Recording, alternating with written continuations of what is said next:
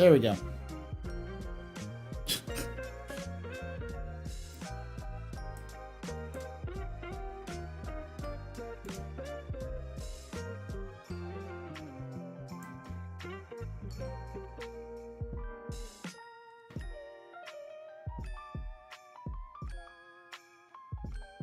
Fix this up again.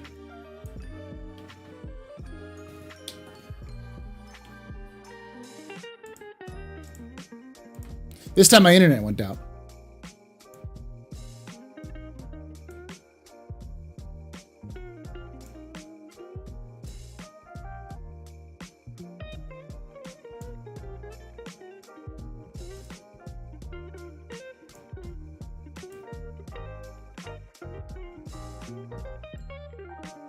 So that's the other problem, is that, like, at the end of the day, UPS wouldn't help me for the internet if the internet went down. All right, let me delete this.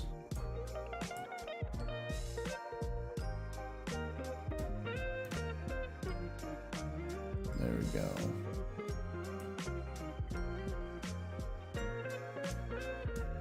All right. Hope we get in.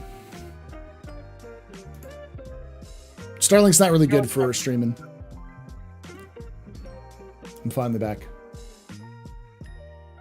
That's the old Carrick.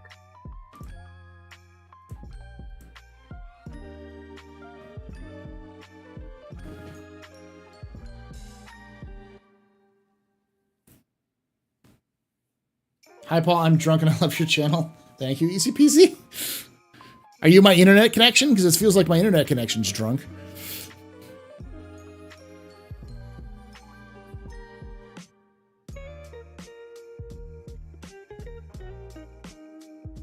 They do, but I don't have Google Fiber in my area, sadly. I don't even have fiber. I technically do have fiber in my area. I just have to talk to the fiber company and see if they'll install it. I don't know if they'll do it or not, but.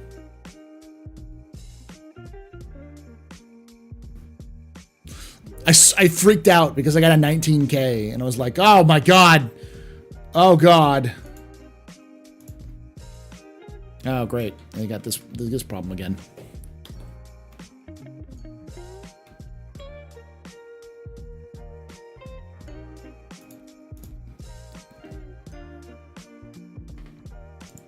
Y'all can still hear me, right? Yeah. Okay. Yes. Yes. So I don't see anyone on my friends list. Oh boy. My friend. So I'm gonna have to like quit and try to log back in. If you join, it might drop you in the last server you were in. We're in server 410. It might, but I'm gonna log out and log back in. I mean, if it doesn't put you back in the same server, we can all join back up on you, because I'm assuming our friends lists still work. Yeah, they should. So. But I'll try one more time.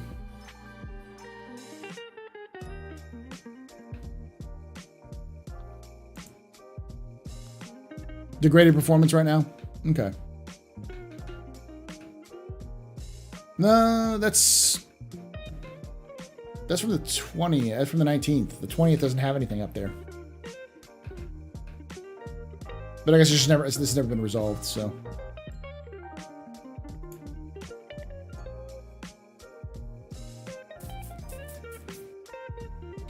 If you do, how do you know which server number you're in? If you hit the tilde when you get in, I'll show you. Because it's still going on? Okay.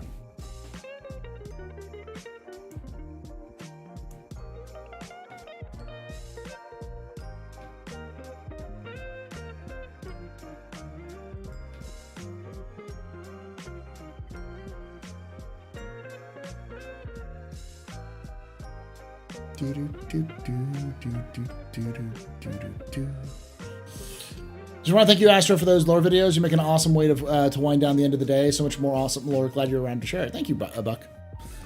There, everything's back. I knew that would work. Often when you crash out within like a 19, like your internet connection comes down, you just have to log out and log back in. Can't join server full.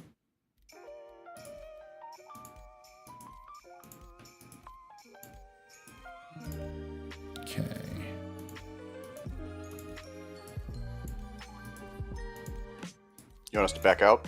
Yeah, I gotta back out. Oh, I'm glad I did this early because it's gonna be a pain in the ass. Now we only have an hour, so I'm just gonna have to go. If y'all can't do it, I'm just gonna have to go. I'm not gonna wait anymore.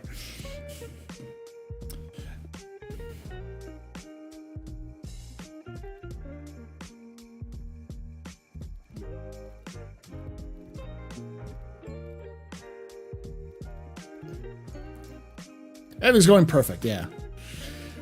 For once, it's not CIG's fault. It's Texas's fault.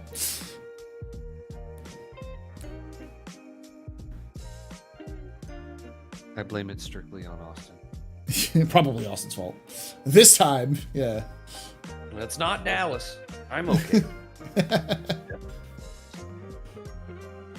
Therefore, it still is CIG's fault. It's the Austin office, right? Yeah, they're technically in Austin. Well, they're not even Austin. They're in Bee Cave, which is not like calling Bee Cave Austin is like calling Frisco Dallas. It's technically true, but it's like no one says they're from Frisco and Dallas. They say they're from Dallas Fort Worth because. But it's like 30 minutes outside of Dallas, if I remember correctly. I mean, it's the same thing with like Plano and Yeah. everything surrounding Dallas is Dallas. Yeah. That's why the foreigners, we just say the San Francisco Bay Area. Yeah, you don't say Richmond or Berkeley or anything like that. You just say, I'm from the Bay Area. Yeah, from San Francisco. Yeah. What's happening? Trouble logging in? No, I had it down. My power went out and then my internet went out. So, just briefly. I think your YouTube's still down. I don't know if you rebooted that. It should be back up. It just has it created a brand new stream. Yeah. So the in-game name is the Astropub. All right, I'm gonna start logging in here shortly. Looks like Shiny Hobo, Tree Sand, everyone's good except for not us and Joe Freak. Yep, so I'm gonna start up, launch it in.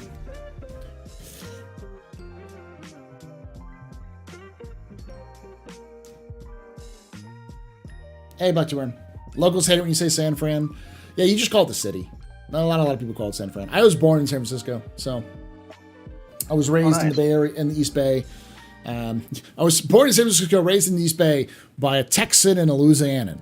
So I almost instantly when I got 18, I left the Bay Area. I went to school in Tennessee and lived there for 10 years. And I've been 6 years here in Austin. So for about half of my life, I've been in the South. So I have this weird sort of West Coast South sort of experience. Well, Austin is the second Silicon Valley, right? So you're still good. It's funny because I grew up around these folks in the Silicon Valley. So when I go to like these events and I hear like these people pitching tech ideas, my only thought is, these are scams, my man. I know this lingo. I grew up around this lingo. I know this is all bullshit. Did we jump servers? Sorry, I didn't catch. Yep, jump servers. So go ahead and join on me. Yeah, I'm from San Jose. That's cool. I didn't know that. Also love the music, super chill. I'm gonna fall asleep. All right, easy peasy. We live in San Antonio. Soon move out of state. My if I would like put the past state to 30K. I get that. I get that. But bro, there we go. San Jose, yes. Is mining dead now? Yes, it is dead. No, mining's not dead. It's just mining is the making millions of credits in one run is dead. You still make a lot of money. I know Red Monster showed off something he made they made like 600,000 UEC in a run, but you know, mining in a run is a couple hours now.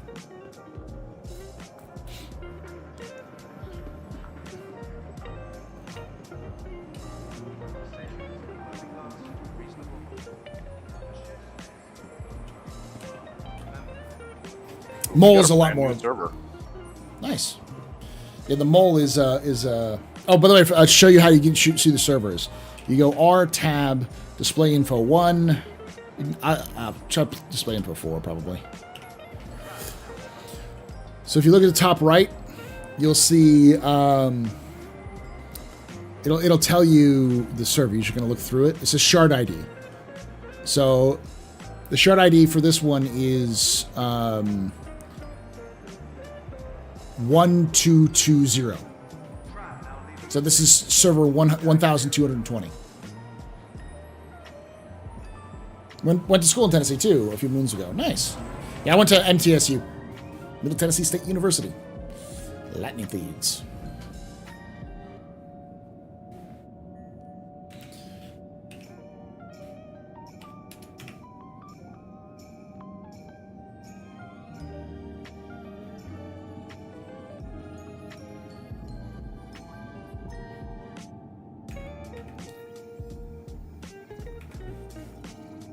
TJ.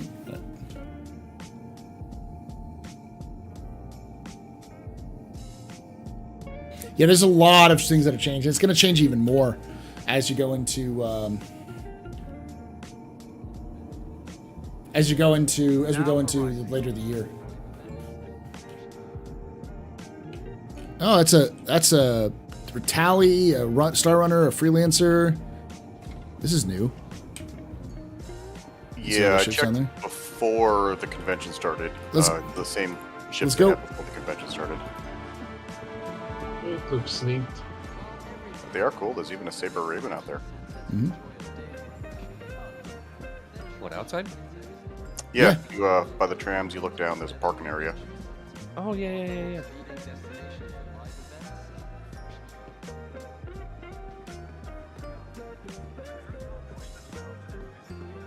And here's what they have planned for the Orion. Lots.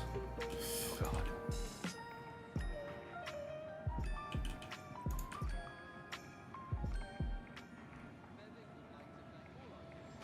Hey, Jake Raven, how you doing?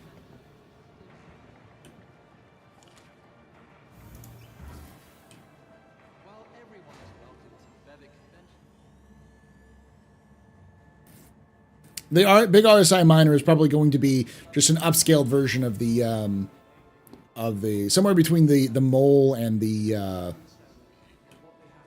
somewhere between the mole and the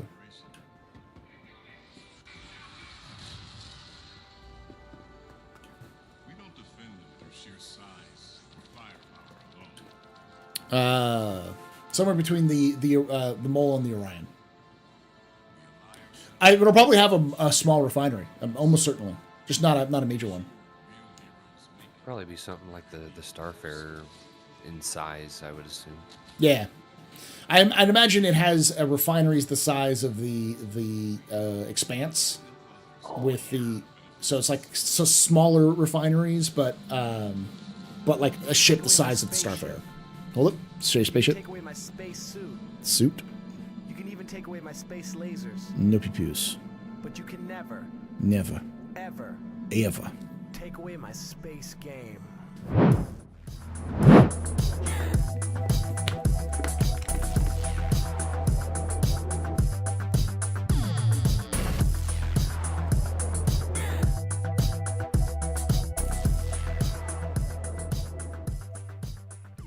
UNKN0WN Guard 1 and just resubscribed for 18 months. Thanks for that 18 months of support there, Unknown Guardian. You're very important, Pupper, very impressive, Professor, very pedestrian. You rock. Shots and cheers in chat, y'all. Shots and cheers. All right. What's that? A new mining ship? There's been a new RSI mining ship that's been planned since last I8 or last CitizenCon. So we know that there's a new RSI mining ship coming out at some point, but we don't know when it's going to get started. All right, so let's get to the game.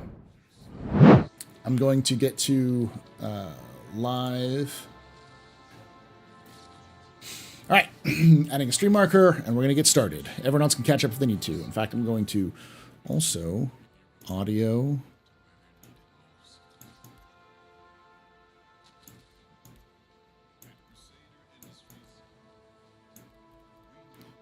Okay, and then game settings, turn off hints. All right. Of course, we're gonna do this You can first. take away my spaceship. Spaceship. You can take away my space suit. Suit. You can even take away my space lasers. No PPUs. But you can never, Never. ever Ever. take away my space game.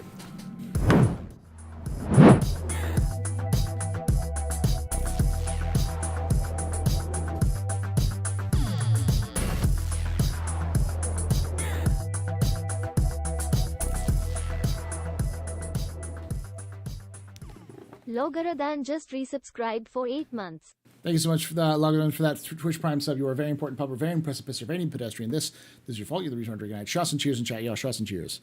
All right. Now I'm going to do this. I'm going to turn off Twitch alerts and YouTube alerts.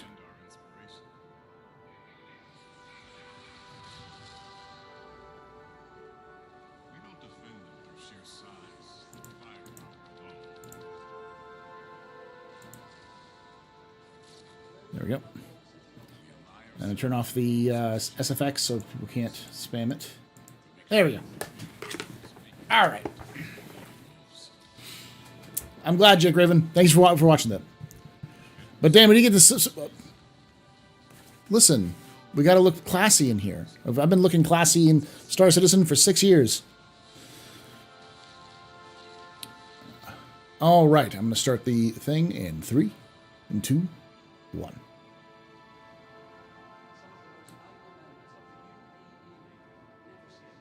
Hello and welcome to a floor lore tour. That's right, a floor lore tour. This is Invictus 2953. I'm live on Twitch and YouTube right now. You can see right here we've got a few people. We've had a little bit of scuffles, little issues right now, but generally speaking, it's pretty good.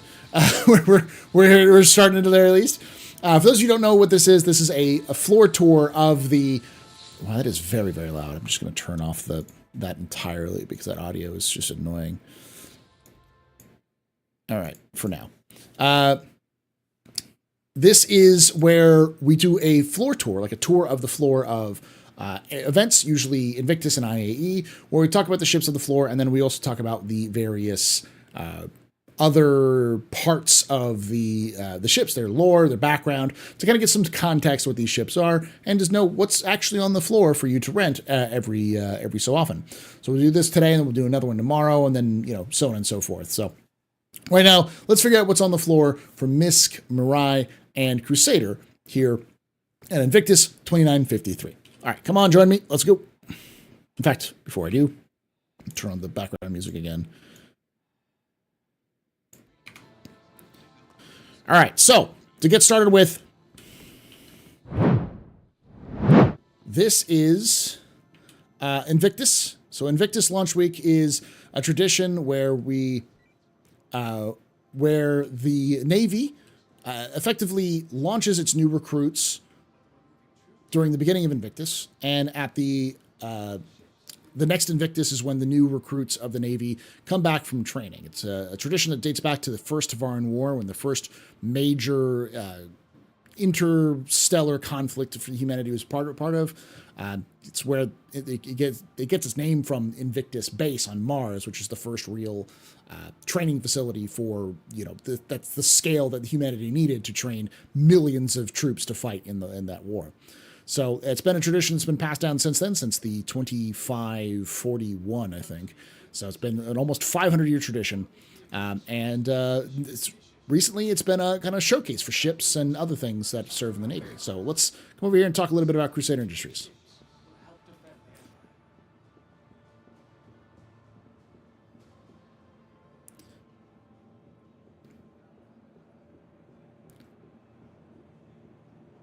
So Crusader was founded in 2799 at the end of the Mezzer era.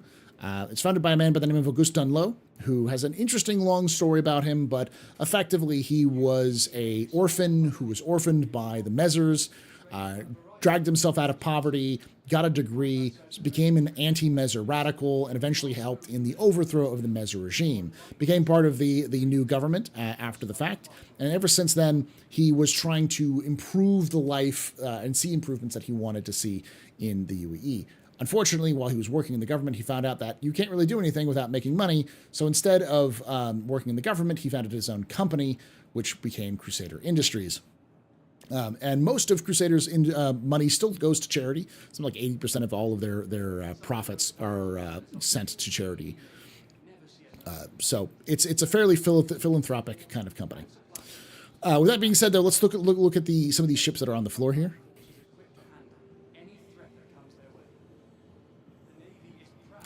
So this is the Ares. The Ares was built in 2949. Now, this is a partnership between Bering and Crusader. Bering had built a new size 7 weapon. It was very specific to the sort of, very specific to anti-capital ship and anti-armor sort of capabilities. There were 2 variants of it, the Ion and the Inferno variants. And Crusader stepped up to give them a platform. So effectively what you see here is a ship that's a flying gun. The Ares Inferno and the Ion are flying guns. The difference between the two is that the Inferno here is built for attacking ground targets like heavy tanks and bunkers and such, whereas over here we have the Ion. This Ion is designed for attacking capital ships. Now we're not talking like, something like a Bengal carrier or a Javelin, but we are talking about a ship that's designed for, like an Idris or below sort of anti-capital ship, and designed to be used in large quantities, large groups. All right, for that, let's get over here and talk about the Hercules.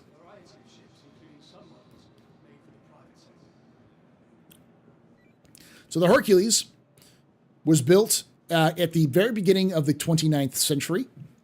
It was built because of an issue that the UEE realized they had towards the end of the Meza era. During an analysis of the Second Tavaran War, the military realized pretty quickly that their biggest problem was deployment of troops. The only way they could deploy troops before now was to either build very one-use drop pods that would drop large groups of troops and material directly to the front lines, which were expensive and hard to build and maintain, or slow, weak cargo transports. They did have some vehicles which were specifically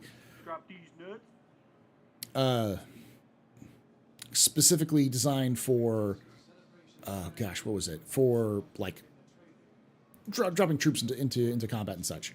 But to do that, they weren't big enough for vehicles and such. So they came up with this concept called Starlift Command, which specifically used a bespoke vehicle that needed to be able to carry tanks and other armored equipment as well as material directly to the battlefield. So during the early 29th century, the UEE set out a proposal for one of these ships to kind of anchor Starlift Command, this sort of organization, which is an inter-department organization designed to help all of the different, like the Navy, the Army, the Marines, to transport troops and material when they need to. And that is where we have the Starlifter come in. The Hercules was built as part of this full program. So you had the Hercules was built with alongside another ship from Aegis as a proposal for filling this rollout. Now, initially, Crusader was not really considered a military kind of contractor. You got to remember they were only a couple of years into their new life as a company, and the only thing they had other than shuttles was the Saturn Starliner. So the military thought that the Saturn Starliner was what they were going to introduce, which was kind of modified for military combat, and that the Aegis edition was going to be bespoke, specifically designed for what their needs. Turns out it was reversed, and we got the Hercules Starlifter, which ended up becoming the choice for Starlift Command. Now, the thing about the M2 Hercules is that this vehicle itself, as you can see, is big. It can carry a lot of cargo or troops or like vehicles, and it has a lot of guns. This ship is armored to a lot of armor. I should say that. It's designed specifically to drop directly onto a combat zone. So this isn't a ship that you just kind of have around. This is a ship that you drop directly onto the front lines to deliver troops and tanks. That was the whole purpose. The idea that you could deliver troops or vehicles, like say a Nova or the upcoming Storm, you could drop them directly onto the front lines. And if everything goes well, you could redeploy troops and material rapidly because this thing could go anywhere you needed it to. And since its introduction, the first actual use of the M2 was during a pirate raid. The Marines wanted to raid a kind of a small moon, which was home to some pirates who were causing problems at the edge of human space, between likely human and Geon space. And they, a couple of Vanguard and some Hercules loaded with the Nova tanks and Marines, kind of went into the system, landed on the moon, and before the pirates even knew they had landed, they were face to face with tanks and Marines. Not a single shot was fired, as far as I understand. The pirates were so surprised by the whole event that they literally surrendered before they could do it. And because it was taken so effortlessly, they got a bunch of intel, which led to the destruction of other bases and a pirate Idris. So since then, the Hercules has become the staple of military transportation. So, and after that, more recently, the M2 eventually got variants, including the A2 and the C2. These were both designed through a new system called the Roll and Goal system, which was developed specifically to build variants of a specific, of the Genesis Starliner, their more famous Starliner, on the same assembly lines as the generic versions. So this allowed them to build M2s, C2s, and A2s on the exact same assembly lines. And so these two came out pretty recently, 2945, I think. Only a couple years ago. The A2 is used in the military, though it's not used a lot in the military, but it is more militaristic. And of course, the C2 exists as a cargo variant of it. Less armor, but more cargo space. With that, let's head out to one of the wings. Let's see which wings are open here. Looks like both of the wings. Let's head out to the left over here. Follow me.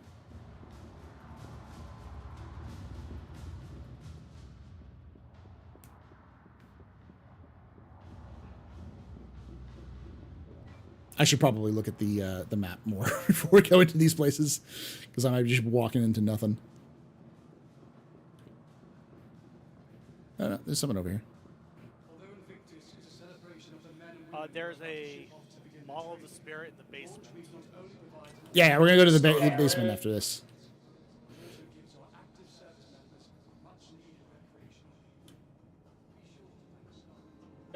About those Hercules, do any of them have stealth capability? Not as far as I know. There may be variants that are under construction for it, but no, there's no stealth Hercules as far as I know. They're just the pirate raid was just so surprising because they didn't know that the UE had the ability to drop tanks right on top of them. All right, here we go. A little bit more Crusader here. So I believe these are both MSRs, the Mercury Star Runner. Now, the Mercury Star Runner is interesting because it was built as both a military and civilian contract. It was made under Kelly Kaplan, the current CEO of Crusader Industries, the one who actually purchased Crusader, the gas giant. Well, during this time, the Star Runner was designed as a attempt to outcompete companies like Drake and MISC in the cargo market. So this was designed as a fast blockade runner. It was designed with initially just to have a huge space for cargo that they could just carry as much and just go super fast, break through lines, go through areas which are under pirate control or blockades and be able to outrun them. This was built in 2892, I believe. Let me double check that.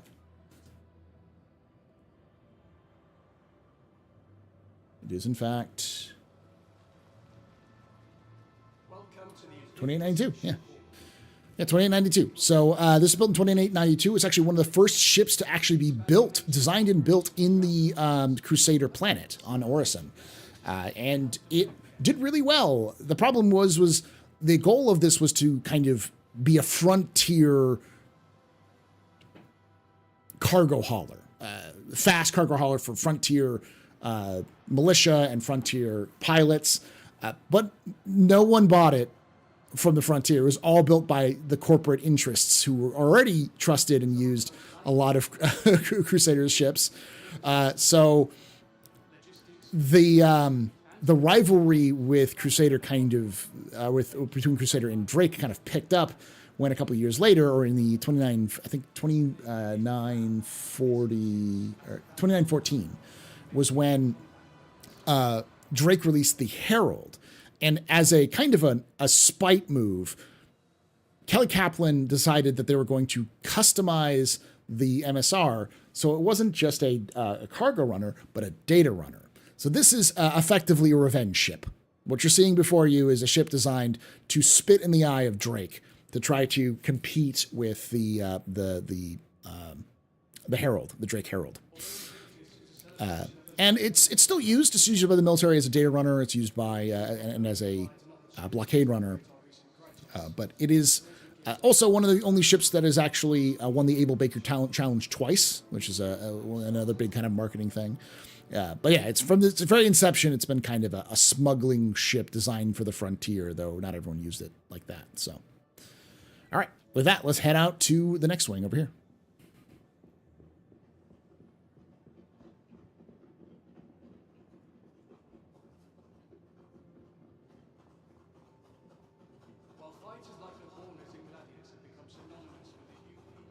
Let's go this way again.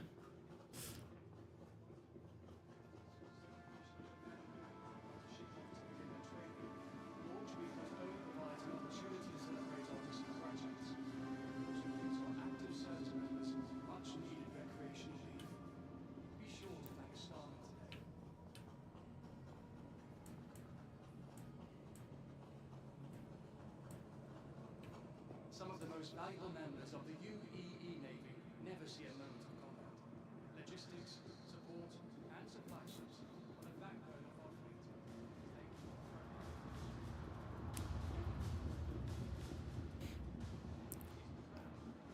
Yes, we get a lot of cardio on this tour. You get a lot of get your cardio workout at this tour, so make sure you're all hydrated.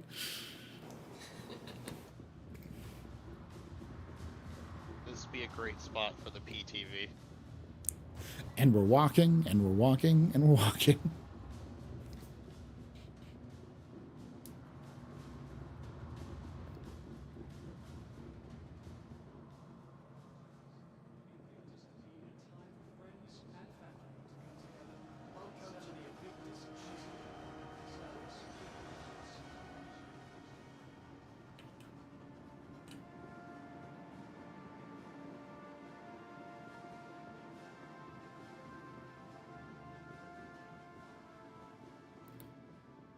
All right.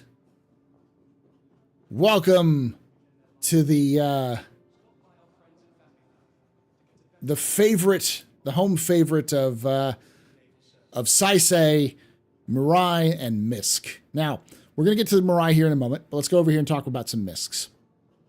Now, this is technically a Mirai ship as well, but we'll save that for last because it's a good transition.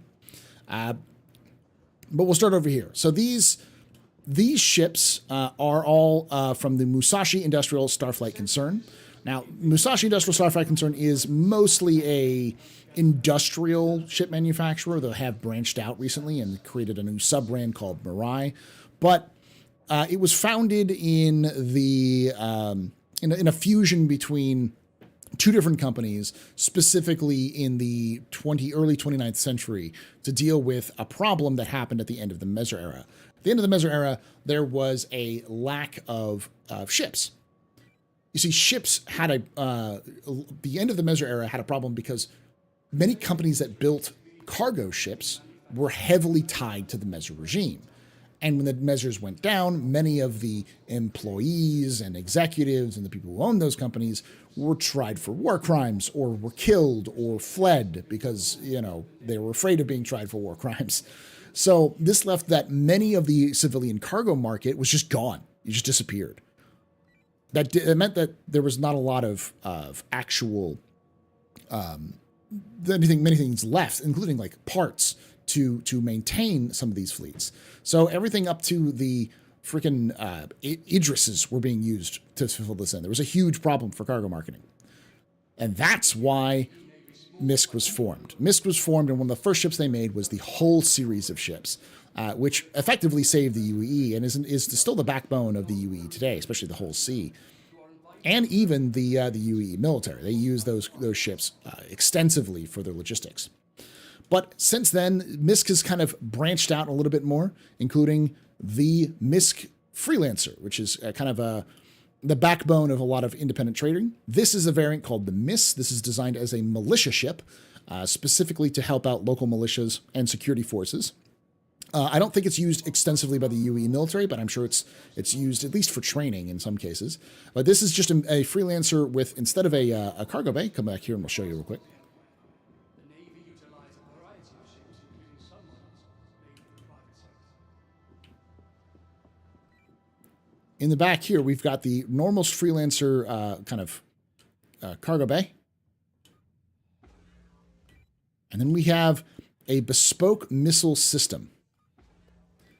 This missile system fires, I believe, size 6 or size 7 missiles. So these are some pretty hefty missiles. They're not torpedoes, but they're almost torpedoes in terms of their size. On top of its own, its normal kind of ruggedness. So these are all internally loaded. So in theory, you can reload them from inside the cargo bay.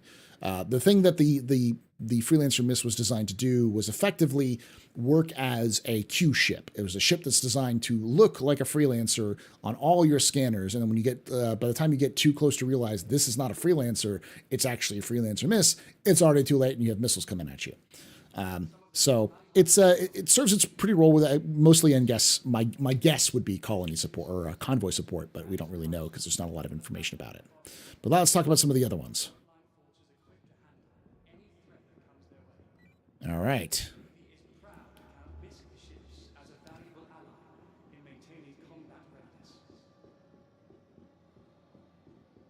Chat's correcting me and saying it's size 3 missiles, so it's their size 3. I thought they were bigger than that. I thought it was like size 6 or 7, but...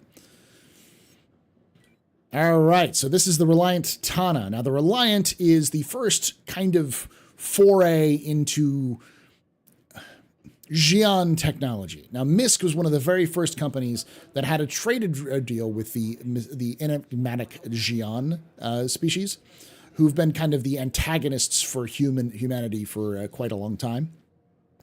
And they made a trade deal where a lot of Xi'an tech, especially thruster tech, was traded for schematics for ships like the Whole Sea, which were pretty popular in the Xi'an space. That ended up with one of the first kind of purpose-built programs with the thruster tech was the Reliant series. The Freelancer actually has a couple of efficient designs from Xi'an thrusters and such, but the Tana is like the first real, or the Reliant is the first real attempt. And this is a kind of a militia version of that, which is the Tana. Again, used probably for militia and fleet support, but not really used a ton in the military itself. However, to see the further integration of Xi'an tech, here we see the Razor. Now, the Razor has an interesting story. In 2833, CEO Corey Desmond, who was a massive fan of racing. This is a MISC CEO. So he decided he wanted to make a MISC ship as for fun that would win the Murray Cup. Kind of an out-of-the-box idea for industrial manufacturer, but, you know, hey, this became what's known as Project Daedalus. Problem is that Project Daedalus failed tremendously because they didn't know what they were doing. But that was resurrected in the 29th century, or the 30th century, when after the deals with the Xi'an for thruster tech kind of came in. And that ended up with the Razor. So what Project Daedalus started off with became the Razor. And so those engines in the back, you can see back here. You'll see this when you look at the Mirai Fury as well. You see these engines right here in the back. These are very much kind of Xi'an-inspired thruster engines. Now, the Racer did pretty good. I believe it did win the Murray Cup in the 2950s, but it also caught the attention of the UAE military, especially Special Forces and the Marines. The reason why was because it was a very small ship, and they could slap on more stealth components and stealth aspects to the ship to make it a covert infiltration ship. So this I believe is the EX version is actually used by the UE Special Forces as a means to get in and out of areas, because you can hide this pretty quickly. Like the size of this is very, very small in terms of where we're putting it. Now, recently, they've opened up their secondary brand called Mirai, and as a result, the Razor is actually ended up going to be a Mirai ship, not a MISC ship, but they haven't swapped over all of the branding yet. So this is actually known as the Mirai Razor rather than the MISC Razor. Now, this is the funniest story out of MISC, the Starfarer Gemini. Now, the Starfarer was a pretty popular ship, one of their more popular ships in the mid-29th century. They realized, the thing you got to understand about MISC is that they're a bunch of nerds, and they really like to do a lot of research. They don't do anything without years and years and years of research and data. They have their spreadsheets just labeled up nice and high for everything. So when they decided to build the Starfarer, it was because of months and months of research and years of research and experience, and it did okay. It didn't do great at first, but did okay, and eventually picked up steam.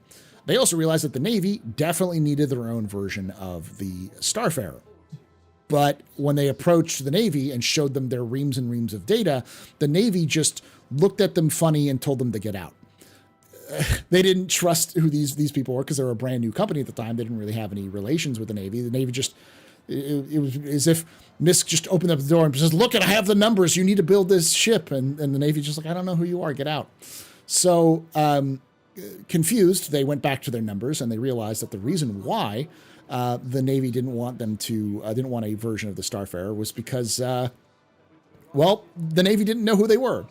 So instead of building up relations or doing like that, they just went to Aegis and said, "Hey, Aegis, you have contract work with the military. You have kind of input. Why don't you help us make this ship better for the military and then use your connections to sell this?"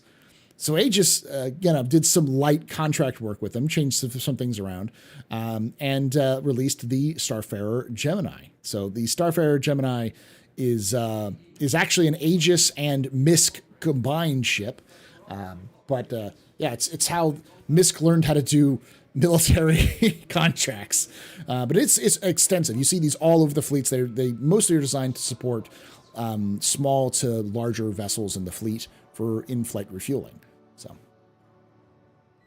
all right. With that, let's head over to the Mirai brand.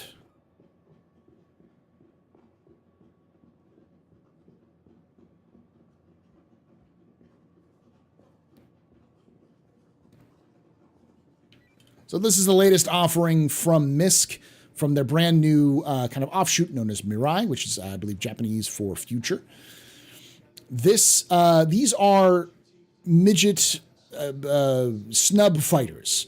You can see they are not very big, but the purpose of these ships are force multipliers. They're not too expensive to make, and you can put them in lots of other vehicles. You can put these in a Freelancer. You can put these in a Cutlass. They fit in almost anywhere in a kind of medium or up ship. And with enough of them, they can do some damage. They're built. They have very similar characteristics to ships like the Arrow or the Avenger. But they can fit inside of many other cargo ships. The only downside is they do not have a quantum drive. So this is their first venture into kind of pure military-focused ship design. And as you can see from the Razor and, of course, the Reliant, they all have these similar engine designs, because this is the ultimate addition of kind of the ultimate fusion of human and Geon tech, especially around the thruster technology. And we'll probably see more of that from Mirai in the future. Well, that being said, let's head out to the last little bits where, like, kind of the future of all these brands and some of the smaller ships as well. Let's go.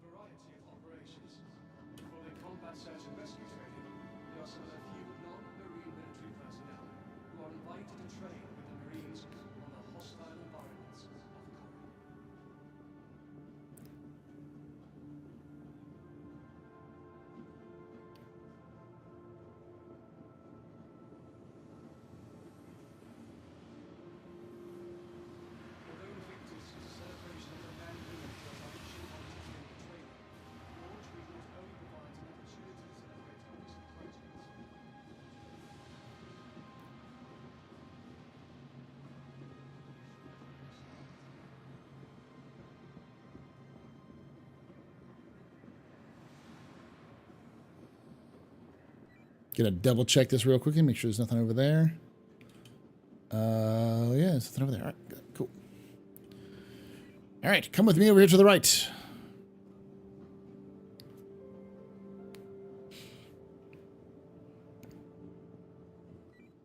Ah, yes, the Spirit. So this is Crusader ship. This is the A1 Spirit. This is more of a military-focused one.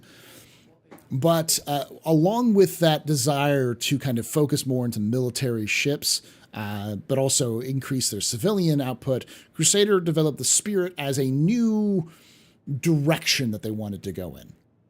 The Spirit is the platform similar to the Genesis Starliner and to the Hercules Starlifter.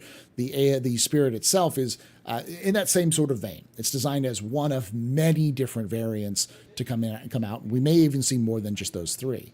But the A1 specifically is designed as a small bomber. And I mean bomber, I don't mean as in like it carries torpedoes. I mean it has size 5 bombs on that thing.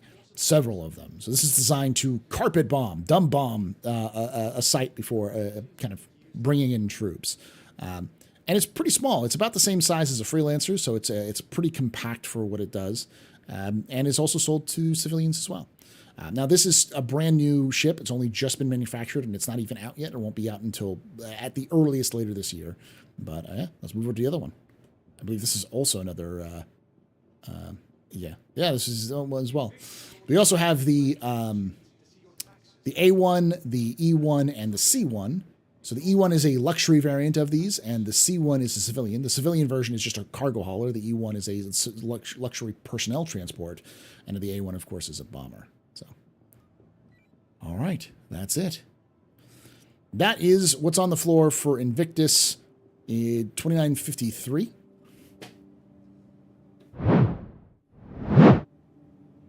Thank you for joining us. You can always join these folks as well in the future.